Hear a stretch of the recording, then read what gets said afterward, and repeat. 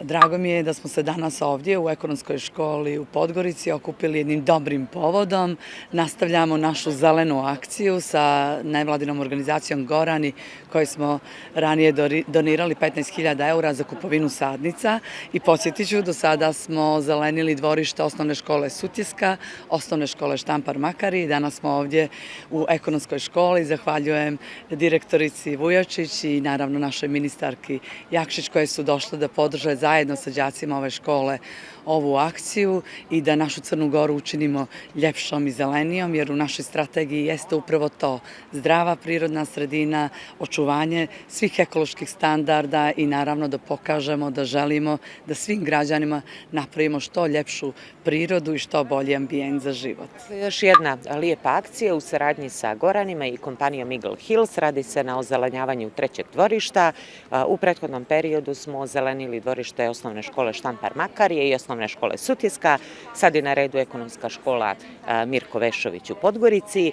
Jedna jako lijepa akcija koja podstiče i zaštitu životne sredine i stvaranje lijepih, prijatnijih prostora i za naše učenike i za naše profesore. Iskoristila bih priliku da se zahvalim i kompaniji Eagle Hills i Goranima na ovako jednoj lijepoj inicijativi. Izuzetno značajna akcija, zahvaljujući naravno saradnji Ministarstva prosvjete i Eagle kompanije. Danas je, kao što vidite, prisustvujemo jednoj akciji pošumljavanja našeg dvorišta, koje zaista sa ovom donacijom bit će još ljepše, pružit će jedan predivan i ugodan uslove za naše učenike, s obzirom da se radi o najvećoj stručnoj školi u Crnoj Gori sa ogromnim brojem zaposlenih.